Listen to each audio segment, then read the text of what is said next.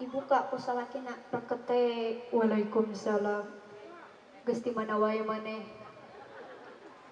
Wangsul pangaosan apana ti syukuran nikahan teh karomah sinareng Aadi. Sinarion maneh ngilu pengajian. Ih meuni kitu si apana mah pan ayeuna teh mamah mah dek tobat meunang ngaji ti Neng Nais. Saha mubalikna saha? Neng Nais apana ti Cipongkor meuni geulis pisan. Damanya kasep. Kumaha cenah cek Neng Nais teh? Ieu apana? Ibu kade teu kenging nundutan ngupingkeun ngaosna.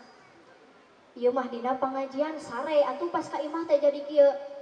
Apana saur Neng Nais saha wae istri anu nyium tarang salaki pahlana teh sami sareng nyium Haji Ahmad.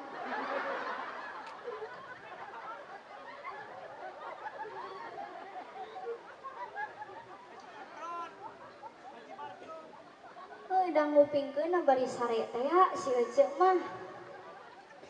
Katakan kade mun aya nu bobo gugahkeun. Mun aya nu nundutan gugahkeun.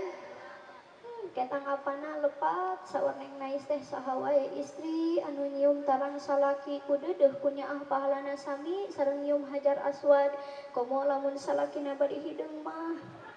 Kaleresan apana teh? Heeh.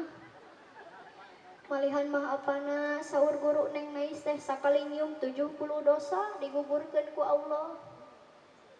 Nya terus maneh rek kumaha? Apana mamah mah rumasa janten jalmi teh seueur dosa ngan ukur hoyong digugurkeun dosa teh ku Gusti Allah.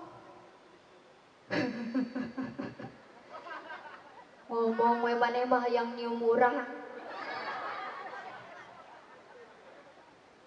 Nah ade si apana meuni GR teuing kitu.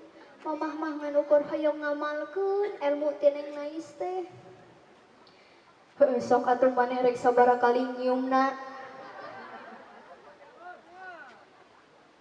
Pantari jeung Neng Nais teh sakali nyium 70 dosa, 2 kali nyium 140 dosa. Komo lamun teu eureun-eureun mah. Rigi dinyegbeurkeun salakina reketek beheungna dipalitekeun aja. Dicium dikecrotan teu eureun-eureun.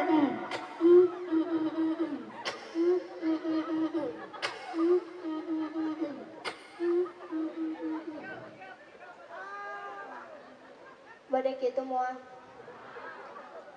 Ece bade kitu moal.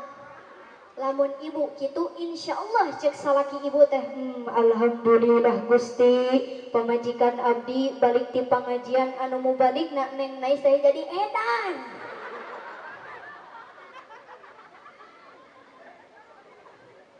Oh ada tara biasana berenang.